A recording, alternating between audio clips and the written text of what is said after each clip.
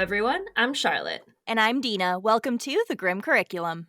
So, this is our final episode of 2022. We are releasing this on December 31st, New Year's Eve. Yes, and with that, and with it being our 40th episode, we decided to do another serial killer series. Yeah, because we haven't done one of these since our Eileen Wuornos 3-part series, and it's kind of interesting to note that today's case also takes us to Florida. Thanks to their laws, cases from this area tend to come with a ton of information that may not have been public in other states. Actually, a huge amount of killers that are now well known have come out of the Sunshine State.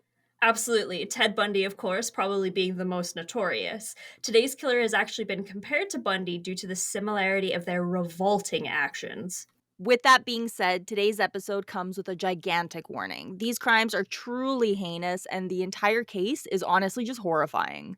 As always, we will warn you before the really rough stuff comes up. And like we always do, we plan on discussing this case with the utmost respect towards the victims of this trash bag of a human being. And I don't like using the word hate lightly, but this is someone who I absolutely hate. Like, look at his stupid, pouty-ass looking face. Like, he always has this lost puppy dog look in his eyes, almost as if he's trying to look sincere or something. It's those, downward-facing eyebrows of his that just make him look so sad and mopey all the time. Like, I'm not one to, attack the looks of someone because his personality is all the evil you will ever need. But his face certainly does not lend to his entire persona, shall we say. He reminds me of the love child of Eeyore and Ted Cruz. That is what he looks like to me. Okay, it's funny that you should mention Ted Cruz because when I was watching the documentary and taking notes, I thought he looked a little bit like Ted Cruz. No, are you serious? Yeah, dead serious. Okay, I'm so glad I'm not the only one because I think that's even before I started researching, because every time I looked at his face, I just saw Ted Cruz. And honestly, which is really funny because it's not the first time Ted Cruz has kind of been linked to a serial killer. You know exactly. I don't know, man. Bad vibes. It's a little sus. So with all that being said, Ted Cruz bashing aside, let's get this unfortunate party started. Today we are going to be talking about Danny Rolling, also known as the Gainesville Ripper. This absolutely horrific human being was responsible for the deaths of 8 people over the course of a year. If that isn't bad enough, what he did afterwards is truly something out of a horror movie. And we really mean that because these crimes inspired the Scream franchise. And we all know Ghostface. Personally, I was terrified of him when those movies came out. I was pretty young, but I still watched them. If you think Ghostface is bad, wait until you hear about the vile acts of this terrible man. Once again, we want to warn you, what we're going to talk about may be difficult to hear. And that should mean a lot coming from us. Daniel Harold Rolling was born on May 26, 1954 in Shreveport, Louisiana. And Charlotte, I know we've talked about this off mic quite a few times, but doesn't Louisiana just seem like it would be such an amazing place to visit? Oh man, it's on my list my bucket list of places to visit for sure. Of course, to see New Orleans. Yes. And of course, the bayous and the swamps. I want to see a gator. And of course, the food, but I think all the spice would literally kill me, but I'd be willing to die that death. You know, it'd be a good way to die, that's for sure. So, to say that the childhood of Danny Rolling was difficult would be an understatement. His mother, Claudia, was only 19 years old when she married James Rolling. He was a well-respected veteran of the Korean War who had found work as a police officer. It's very likely that James Rolling struggled with a large number of mental health issues, including PTSD from the war. Unfortunately, this turned him into a very angry and cold man. The fact that Claudia got pregnant only after about 2 weeks of them being married certainly didn't help things. James had not wanted a child. Things would go wrong from the very beginning. In fact, the delivery itself was complicated and resulted in Danny's head having to be pulled out of his mother with the use of forceps. I don't like it. We just want to take a second to explain that we're not going to tell you a bunch of sad information about his early life to make you feel sorry for him at all. Danny Rolling was an absolute shit heap of a human being in more ways than we can count, and we do not feel sorry for him. But it does help to understand where he came from before we talk about the kind of adult that he would turn into. We've said it before and we'll say it again. A lot of people have gone through terrible, terrible things without turning into serial killers, rapists, necrophiliacs, or just ending up like our guy Danny. I took some time this week to learn about forceps birth trauma for this episode because I wanted to know how something like this could affect him later in life. And this is honestly one of the many, many things that makes childbirth absolutely horrifying to me. Like, no disrespect, of course, to anyone who's given birth. You're my goddamn heroes for doing it. But there's so much about the entire process that scares the shit out of me. Like, so much can go wrong. Trauma that occurs with the use of forceps on the baby's head can absolutely lead to complications later in life, and this includes things like skull fractures, paralysis, traumatic brain injury, and a bunch of other things. So, whether or not this contributed to his actions later, it certainly didn't make for a good start in life, and it didn't help that his dad was a terrible human being himself. He beat Claudia while she was pregnant with Danny on multiple occasions. She actually attempted to leave him during this time and she temporarily moved back home. Unfortunately, James convinced her to take him back, and she did. Well, he basically convinced her by following her there and not really giving her the option of refusing. Honestly, like, a lot of people don't realize how dangerous it is for a woman to be pregnant and around an abusive partner like this. It's true. We mentioned this during our Loss and Family Murders episode, but the most common leading cause of death for a pregnant woman is homicide by their partner. They're twice as likely to die by murder than they are by pregnancy related complications.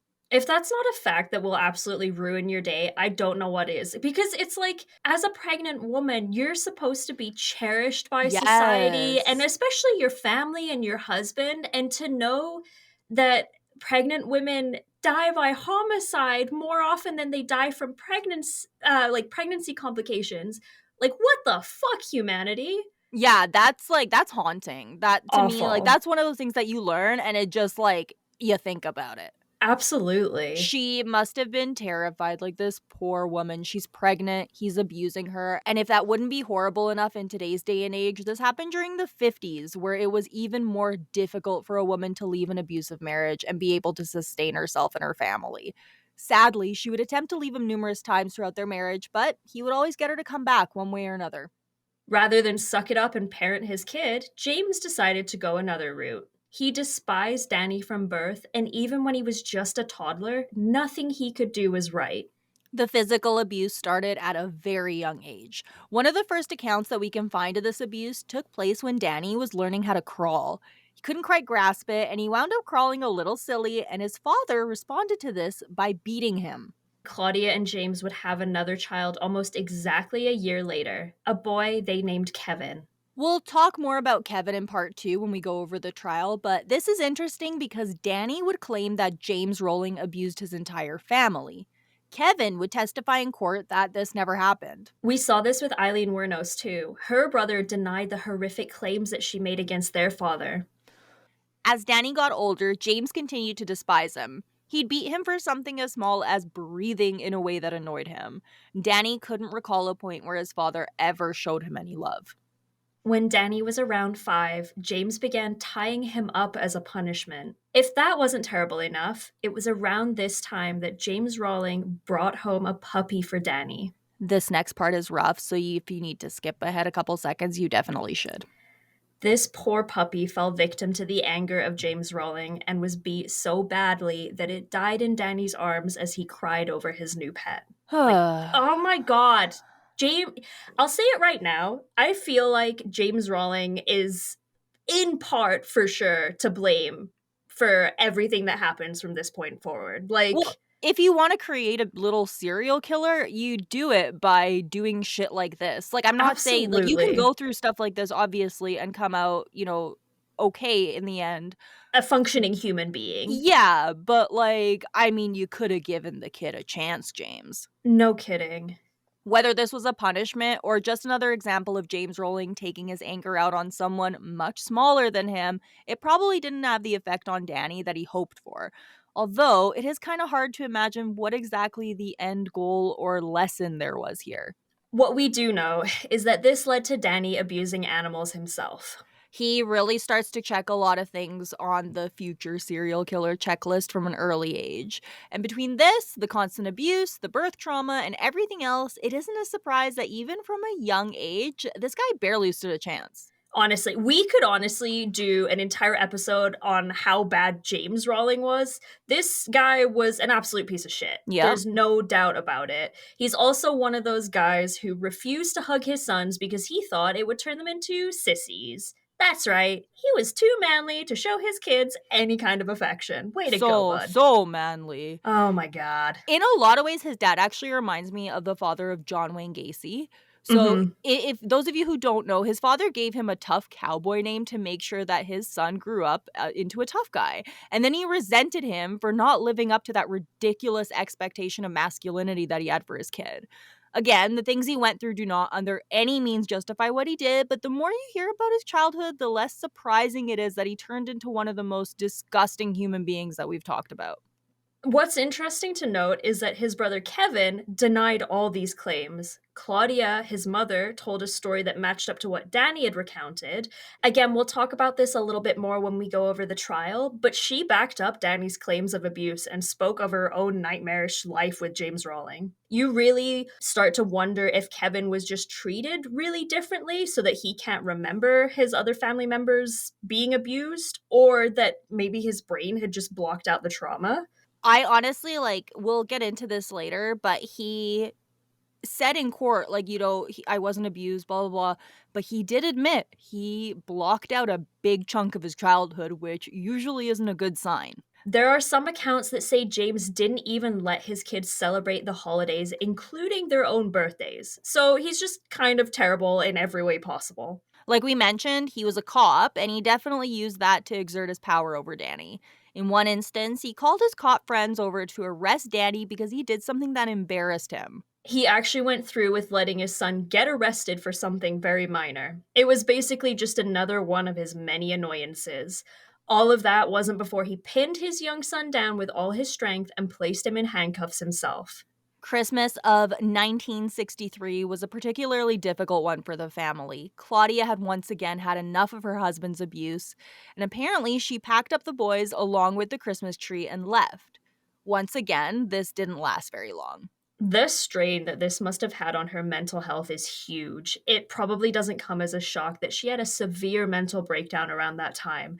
It didn't help that Danny had also just failed the third grade.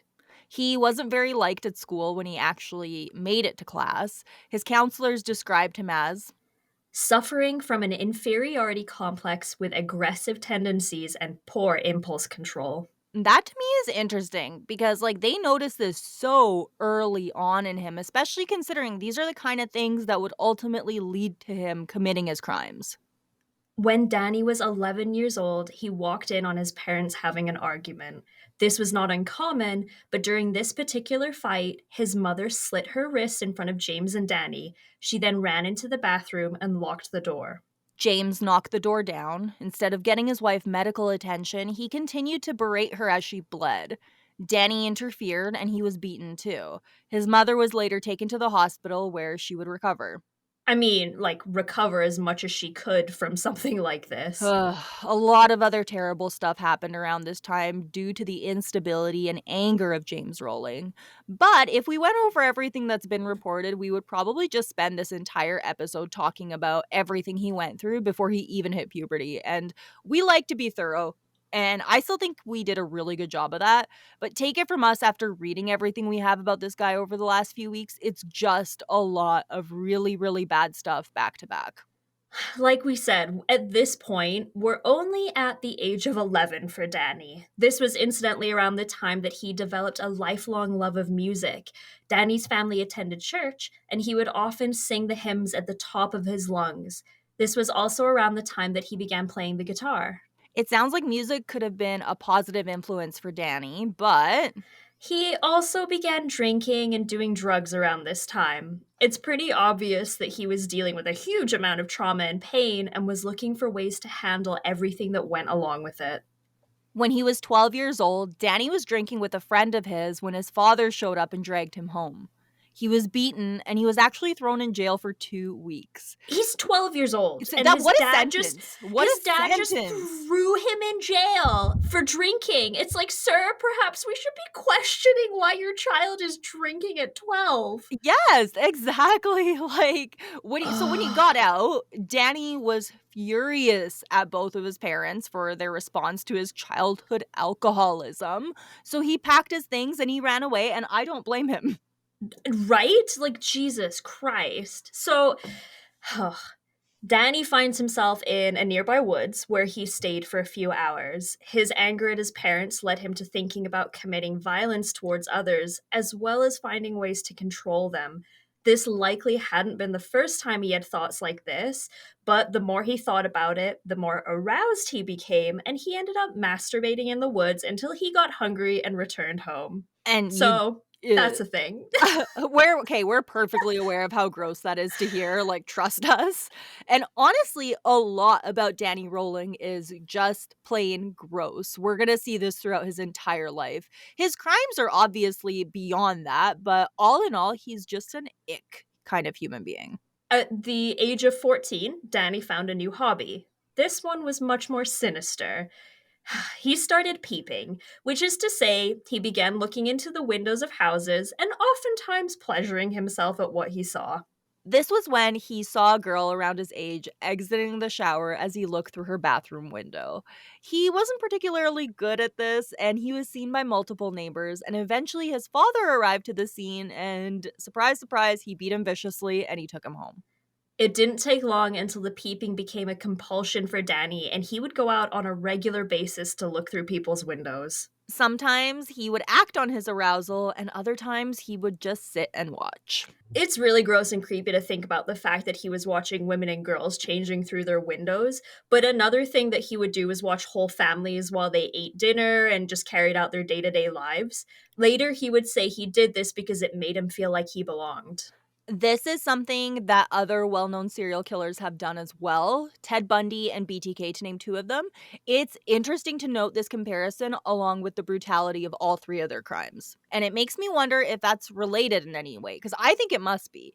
At the end of the day, all 3 of them committed absolutely disgusting crimes to satisfy their own sexual urges, and the fact that there is this selfishness there from a young age, it just doesn't surprise me. It's essentially doing whatever you want as long as it pleases you with zero concern for anyone else.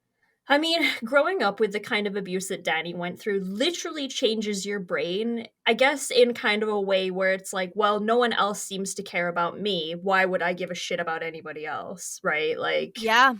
Danny recalls one of his few happy memories from his youth being when he received his own guitar as a Christmas present.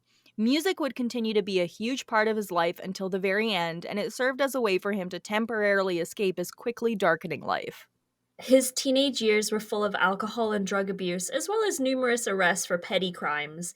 The frequency of the peeping got worse as he got older, and it was clear that he could no longer control himself. Either that or he just didn't want to. He attempted to hold down many different jobs around this time, most of them at various fast food restaurants. Fun fact, he worked at Dairy Queen for a bit there. And Taco Bell, too, actually, later. Oh my god. He would always get fired for either not showing up or just being a shitty worker. At 17, Danny attempted to join the Navy, but they wouldn't accept him. He instead signed up for the Air Force. He began to use acid, as in LSD acid, around this time, which didn't help his already fragile mental health. The following year, he was kicked out of the Air Force after he was caught once again with drugs. He was seen by a military psychiatrist who said it was clear that Danny had some sort of personality disorder. He hung around in Georgia for a bit around this time and committed various robberies to survive and also to buy himself drugs and alcohol. It's reported that around this time, he got so incredibly high on LSD and lost his virginity. He would later say that he regretted this. And I'm sure she did too, buddy. Honestly. Danny returned to Shreveport to live with his grandfather. Things appeared to turn around for him, at least for a little bit around this time, and he became heavily involved with a Pentecostal church. It was there that he met his first wife, a 19-year-old church-going young woman named Omather Halco.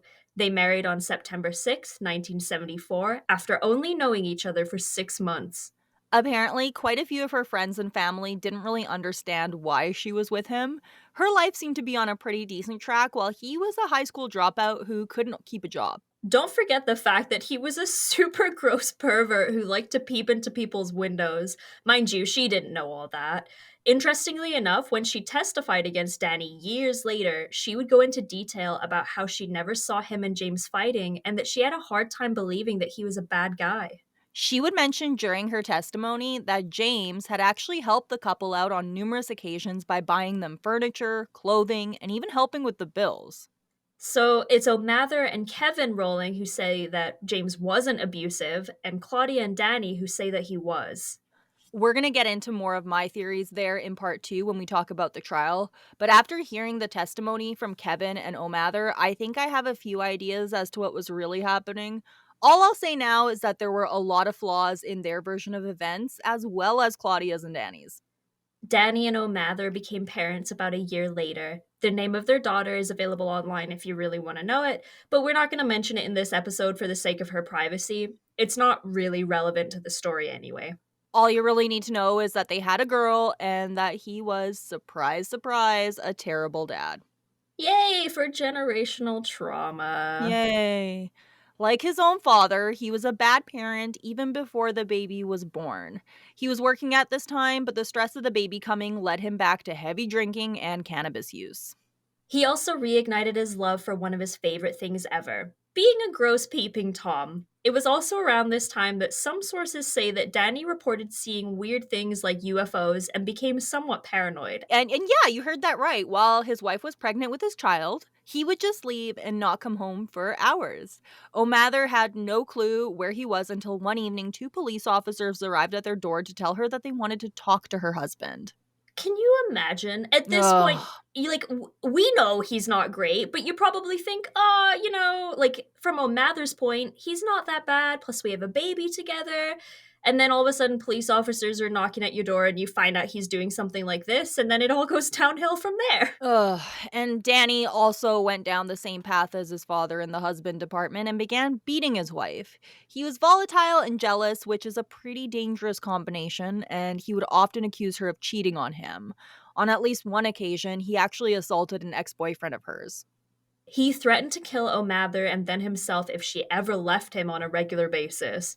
She had had enough one day when he held a shotgun to her head and threatened to kill her. This was in 1977. It really didn't take long for this marriage to go south, so thank goodness she left him when she did. And I'm sure he was super sweet to her in the beginning. I mean, this guy had no job and no money, so he must have lured her in somehow. That being said, I think it's statistically something like an average of 3 months before a narcissist shows themselves in a relationship. And I definitely think Danny Rowling was a narcissist. I think if she hadn't left, she would have been his first victim. He sexually assaulted a woman around this time who looked a lot like his wife, and one of the women that he murdered resembled her too. So that's not a coincidence. I hate to compare him to Bundy, but this is something that he did too. He targeted women who looked like the woman who broke his heart for the first time. Interestingly enough, James Rowling heard about what happened, and it was Danny's parents who helped O'Mather get away from him. James gave her money to help with the baby, and they also seem to have stayed in regular contact with their granddaughter. Danny continued to harass her around this time, and when she began seeing someone else, he attacked the man, accusing the two of having an affair while O'Mather was still married to him. They were adamant that they had started dating after the two had broken up. After the divorce, Danny began seeing a 17-year-old that he met at church. We don't know a ton about her, but it doesn't seem like this relationship lasted long, and thank God for that. Yeah. That poor girl probably didn't know what a bullet she dodged. He spent 1978 to 1979 committing various robberies, and he was sentenced to 6 years in the Georgia penal system. Apparently, life in prison was difficult for Danny at first. His mother reported that the first time she visited him, he looked skinny and stressed. He took up bodybuilding shortly around this time, and he actually got pretty big because of it. Which is exactly what the world needed, a stronger Danny Rowling. He made various attempts to escape prison, one of them being during a work outing. Danny was chopping wood when he saw an opportunity and he took it. Unfortunately for him, he only made it about 100 feet before a guard fired a warning shot. He then surrendered immediately. And if you've made it this far into the episode and you're thinking, wow, this guy is a loser, you are absolutely right. I hate seeing serial killers glorified. At the end of the day, there's nothing glorious about a man like this. Full offense, but he was a loser who did terrible things, and the world would have been a better place if he had never been born. It's harsh, but I mean every word. Agreed. His time in jail wasn't all that eventful. Basically, he was transferred around, had many failed escape attempts, and it's reported that at one point he either killed or tried to kill a cat that was on the prison property. Because of course he did. And I feel like the other inmates would not have been happy with him for doing that. Because I feel like, and again, correct me if I'm wrong. You'd probably know a little bit more about this than me, but I feel like if prisoners have a pet or something, the pet is very much cared for the most part. So if Danny comes along and tries to kill it, other inmates are going to be a little upset about that. You know, crimes against children, obviously, in jail, if you've committed a crime against children, everyone knows, that's hated by inmates. But, like, Yeah, think about how many people love animals. Like, you see the toughest inmates and you see those, like, videos of them with cats or dogs or whatever. And you don't fuck with people's animals. Like, they probably hated him. I hope they did. I'm sure they did. They probably took one look at his dopey little face and was like, buddy, you are not going to do well in here. He was released from prison in 1984 at the age of 30. He moved back to Shreveport once again to live with his parents. That didn't last very long. Danny and his father fought often. One of these fights was so bad that Danny moved out and went to live with his aunt. However, he returned to his parents shortly after. I'm not saying that what his dad did was justified by any means, but I can kind of see why he despised him so much because this sounds stressful as hell. I wonder if James Rowling could see the monster he had created and hated him because of it. Although the cynical part of me thinks that James Rowling was probably the kind of guy who would not take responsibility for something like that. Probably just hated that he had a bad son and didn't stop once to think why that might have been. I have theories with all of this, but I really stand by the fact that, like, what he did isn't justified, but, like, as Danny gets older and older, I don't blame James for being like, "Holy fuck, I can't believe this is my kid." You created him. Yes, You but created him, you also, did this, but holy yeah. shit.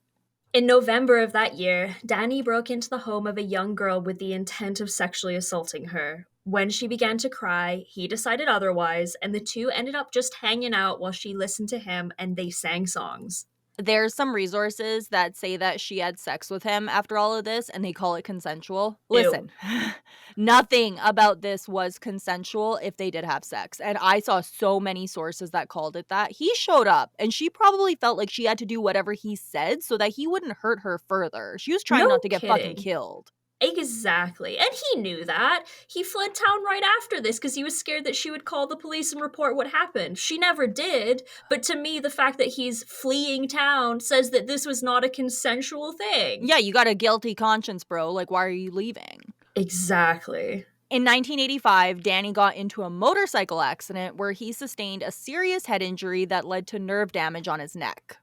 When he recovered, he left town again and spent the majority of his time hitchhiking from place to place. He eventually found himself in Georgia again when he committed yet another armed robbery, this time at a Kroger. He stole the keys to his family's only car and was arrested and charged for the armed robbery soon after. This time, he was sentenced to serve 4 years. He didn't seem to learn much last time, and he continued to try and escape. On one occasion, he just simply wandered off into a swamp, and he was picked up and brought back to jail, hungry and tired. When he was paroled, it was under the condition that he return back to Shreveport, which he did. Unfortunately, he had trouble finding a job yet again. In 1989, he exploded on one of his bosses after he was fired for missing 3 days of work. He threatened to kill his boss as well as a coworker of his. I don't wonder he wasn't holding down a job. And, like, I have to go back to the swamp thing. I wish an alligator had just eaten him. Honestly, this would have all been over so much faster. And is it not illegal to try and escape from prison? So would more time not get tacked on the more you try to escape? You know, I'm sure it was. He may have. But it kind of seemed like this happened a lot. Well, and I Like, know, I think I can't remember. It's in one of the Scandinavian countries, I believe, that it's not illegal to try and escape prison because they figure, like, as a human being that's imprisoned, you're gonna want to try to escape. Like, that's just human nature. But I feel like Florida probably has very different rules.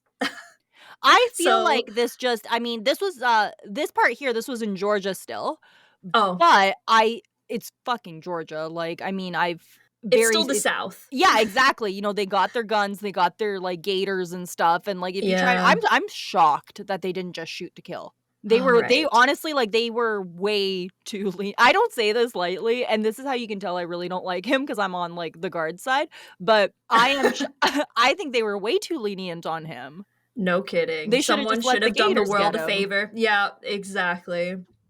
Alright, so we know that Danny Rolling is known most for being the Gainesville Ripper, but it is surprising how many sources don't talk about the triple murder that happened in Shreveport a year prior. Danny wasn't actually considered a suspect for these until way later. These were considered unsolved for a very long time, and in fact, Danny wouldn't confess to these murders until very shortly before his death. At this time, all they knew was that someone had broken into the home of the Grissom family and killed 55-year-old William Tom Grissom, his 24-year-old daughter Julie, and her 8-year-old son Sean. The murders occurred on November 6th, only 2 days after Danny had lost his job. Like we mentioned, Danny would sometimes watch entire families. He'd peek into their windows while they ate dinner or carried on with their day to day lives, and this was something that he had done many times before. The Grissom family was who he had been watching around this time, and they were who he wanted to take his anger out on after he was fired. Danny snuck in through an unlocked door. Now, this isn't the first time he's done this either. He used this method of entry when he broke into the house of the young girl when he changed his mind before violently assaulting and possibly killing her. This time, however, things would escalate. And we're going to chime in with a very quick warning. The murders that Danny Rowling committed can be very difficult to hear about. And if you're the kind of person who enjoys the podcast but doesn't like hearing that kind of stuff, we don't blame you. It might not be the worst idea to skip ahead a little bit. Otherwise, here we go. Okay, so at 10 p.m. that night, Danny arrived at the Grissom home where he saw Tom barbecuing outside. He had watched him for a little bit until he went back inside. That was when he saw his chance. Tom had left the screen door unlocked. Lock your doors. I'm serious. I'm the kind of person who gives people shit when I don't see them lock their doors, but I always think of Richard Chase, who we will cover someday. He would check the doors of houses to see if they were locked or not, and if they were unlocked, he would take it as a sign that he was supposed to go in and kill whoever was inside. So, lock your fucking doors. Absolutely. Danny jumped over their fence and ran towards the door to their living room. What they saw must have horrified them.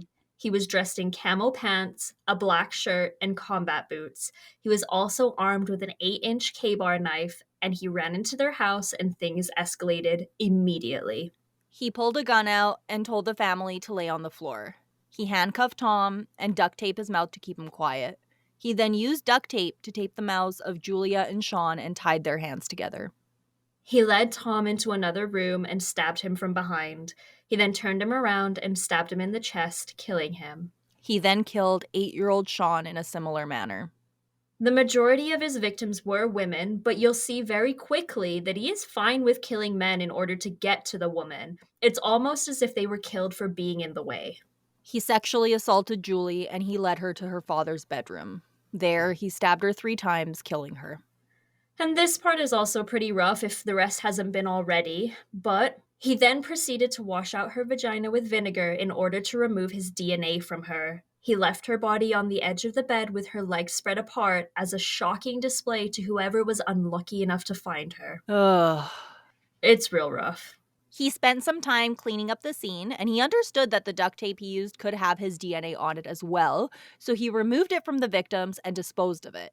He then used their washer to clean his bloody clothes, he got dressed, and he left. It's always interesting to me when you see someone like Danny, who, let's be real here, wasn't exactly the smartest guy. And then you hear something like this, and you see that when it comes to killing, he was actually pretty well educated, so to speak, in regards to what he needed to do. It definitely shows us that this was all planned, especially considering he had already been watching the family before he even lost his job. And it sounds terrible to say, but he got away with it until he confessed to the murders himself. He wasn't considered a suspect after this. He hid his tracks well enough, I guess. After the murders, people close to him reported him being depressed, isolating himself, and acting paranoid. So, this isn't a case of him thinking he didn't do anything wrong. He knew exactly what he had done, and he was waiting for them to catch him. But unfortunately, they wouldn't for a very long time. Funny story, because I feel like at this point we need to lighten the mood a little bit, but around this time, Danny was still focusing very much on his music. We haven't talked about it too much, but he continued playing the guitar and singing throughout his adult life. Yep, he wanted to be a famous musician. Unfortunately for him, he sucked, and no bars would hire him to play. And it's not like these bars were packed. Even on their quiet nights, they would choose the jukebox over a live performance from Danny. Good. The tapes are out there for you guys to find if you want to hear what Danny's voice singing Oh, sounds like. We'll talk about the tapes a little bit later for sure, but yeah, Danny did record himself several times, he so sure did. Lucky us. Danny seemed to crack around this time, and it's difficult to say if it was because he felt guilty for what he had done or because he was scared he was going to get caught. I think based on what we know about him, we can probably guess which it was. exactly. He eventually got another job, but lost it once again, this time for acting like a total weirdo. He showed up at his job in a similar outfit he had worn on the night of the Grissom murders, as it to say, like camo pants and everything. And he even brought the murder weapon to work. Like, sir, are you out of your damn mind? Seriously, like he's unhinged. He just does not care. On No. April 27th, 1990, Danny was in another accident. This time he was driving a car during a storm without his seatbelt on when his car was essentially thrown at a telephone pole by tornado level winds. And I don't know how this guy keeps surviving shit. It's one of those wild things.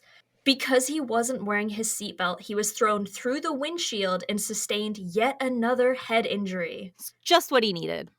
After he healed from the accident, he began peeping once again. It was around that time that he also committed a series of sexual assaults, each one more violent than the last. He was escalating again. He lost another job and gained another head injury. Not a good combination for him. No, especially considering what happened last time. On May 18th, 1990, Danny would once again try to take the life of another person. This time, it was his own father. They had gotten into a fight because James was mad at Danny for coming home on a rainy night and refusing to roll up the windows of the car. What a little brat. Like, he basically gave him the whole, oh, I don't think I have to argument. And James was livid. His attitude towards the whole thing is even more pathetic if you consider the fact that he is 36 years old while all of this is happening. Yeah, he's not like a petulant child anymore. This is a grown ass man. He was also trailing dirt in from outside into the home while he was arguing with his father, just enraging him further. 36-year-old man, friends. This is a 36-year-old man. The fight escalated, and both James and Danny pulled out guns. They fired warning shots at one another. Danny alleges that James threatened to finally do what he meant to do all those years ago and kill his entire family. James attempted to leave the fight by locking himself in another room. Danny kicked the door down and shot his father in the stomach and the head. He then began to kick the body of his father as he loudly begged God to forgive him, all while his mother watched. He then ran away. Miraculously, James Rawling survived the attack. I feel bad for everyone that had Danny in their lives, but I honestly feel so bad for his mother and his ex-wife. The amount of trauma that those two have as a result of the rolling men is probably impossible to measure. O'Mather's story actually has somewhat of a happy ending, so there's a little bit of spoiler alert to make you feel at least a little bit better about all of this. Yeah, because things are about to get even worse. Ugh. All right, so he broke into the house of an elderly couple that he befriended. These people were way too good for him. He essentially showed up in his little killer man outfit, knife in hand, and told them to give him all of their money because he had done something really bad. We say they were too good for him because their response to all of this was to talk him down for hours. I think people who didn't know what he was actually capable of, they didn't believe that he could be capable of it, and they felt sorry for him because they're not the first ones to do this with him and survive because he changed his mind about the attack. No, and one of the, things that one of the investigators said in the little 45-minute documentary I watched, was that he was very much this chameleon Yeah. who was able to look kind of meek and mild and make you feel sorry for him one minute, but then the second he needed to, he would flip that switch and then become this, like, dominant, aggressive character, and it just goes to prove that, like you say, the people that thought they knew him did not. Yeah, I think the only people that really saw the real Danny were his victims. And probably his parents. Well, at least his dad, maybe. I would say they were definitely victims of him too. Fair enough, absolutely. The couple gave him a small amount of money and some snacks. Danny then cried and apologized for what he had done to them. He then left Shreveport for Kansas City, where he committed even more robberies. He then hitchhiked around for a little bit, robbing various businesses. During one of those robberies, he stole the ID of a man named Michael Kennedy Jr. He then moved to Sarasota, where he began to live life under this new name. He told people he was a well respected veteran who was about to become a famous musician.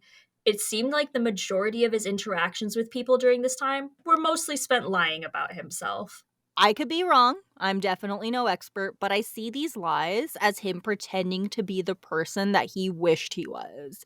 He wasn't a veteran that people respected. He barely lasted in the Air Force before they kicked him out. He was also far from becoming a famous musician because, again, he sucked.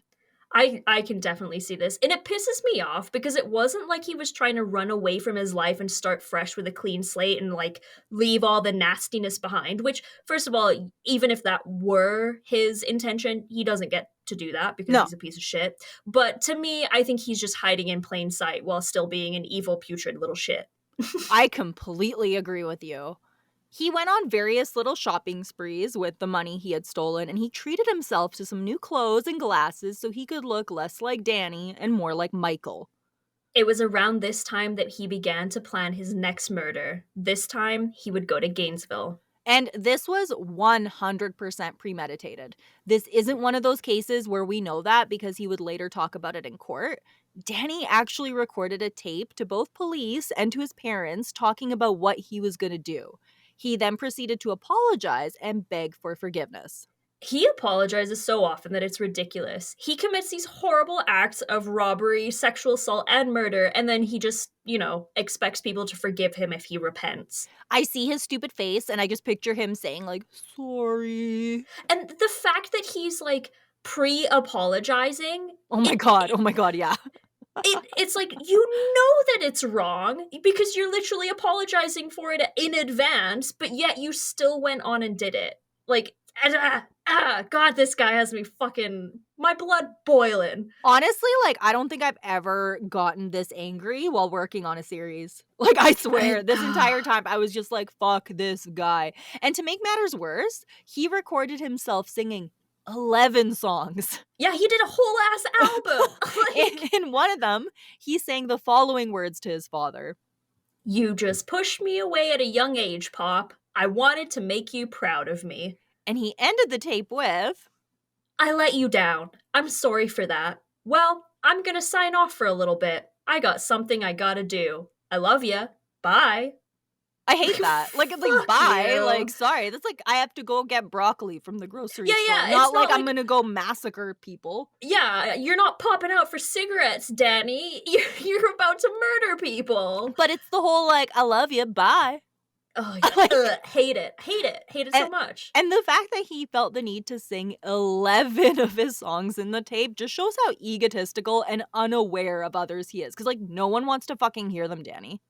Unfortunately for the jurors involved in his case, these tapes were played in their entirety during the murder trial, so they had to sit through that. This tape was made shortly after he had almost killed his father and just before the Gainesville murders.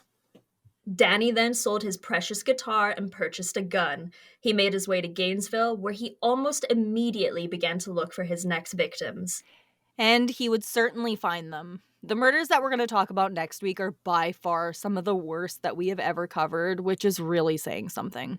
Yep. So this week was more about building up the story of Danny and kind of giving you that backstory about who he was. And we took a bit of a dive into his, I guess, earlier crimes. Next week, we're going to be talking about the murders that made him famous and earned him the name the Gainesville Ripper. All right. So how are we feeling so far? Apart from I like fuming and pissed off. My blood pressure is up. Oh, I honestly I had to hold back on talking shit. This is me holding back on talking yeah. shit about Danny Rolling.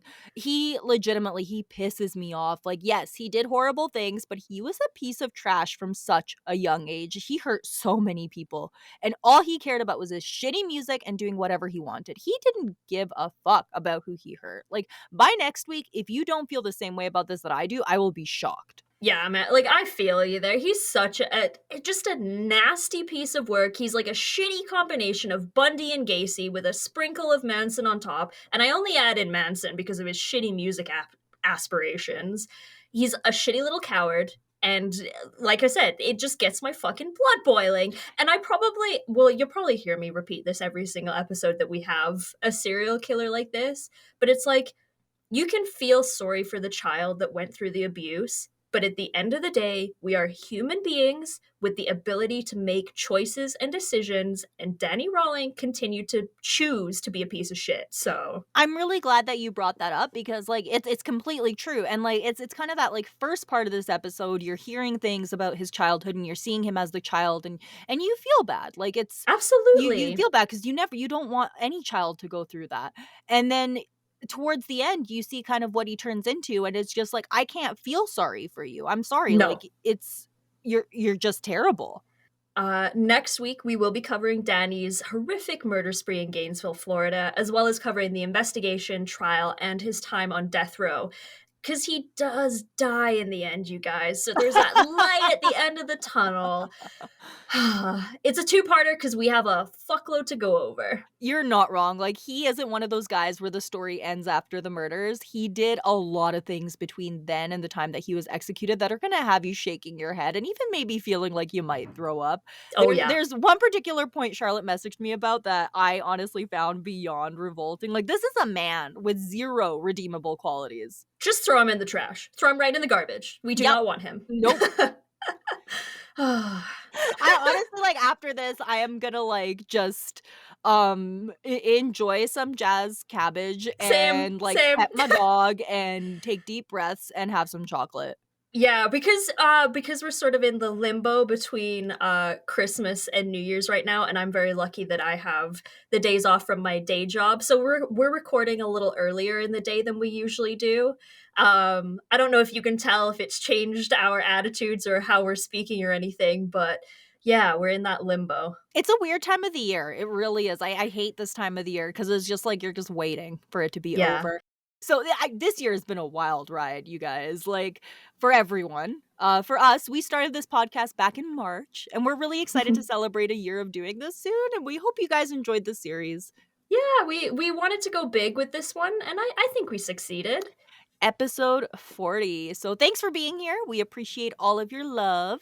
And we really appreciate everyone who has supported our little merch store. It's etsy.com/thegrimcurriculum. We have stickers and magnets, and we just added our first keychain design. And giant shout out to Charlotte for creating these awesome designs. They are Aw, absolutely shucks. fantastic. And the first few folks who ordered should be getting their packages. I feel like any moment now, I think. Fingers crossed, fingers Yeah. crossed. Another great way to support the podcast is by checking out our Patreon. We have all sorts of fun content on there starting at $3 a month, including our Grim VIP tier. We also want to shout out all of our VIPs. So thank you so much to Pink Flamingo 20, Brian, Hillary, Lisa, and Mayhem Mudkip. Until then, make sure you don't miss out on the Grim Curriculum news by following us on Instagram at The Grim Curriculum and Grim Curriculum on Twitter. We are also on TikTok and Facebook, so go look us up. We're also available on most podcast platforms. And you can find us on social media. We're going to link all that good stuff for you below. Thanks for listening. This has been The Grim Curriculum. Fun fact, Romans used mouse brains as toothpaste. So now that's something you know. Bye! Bye!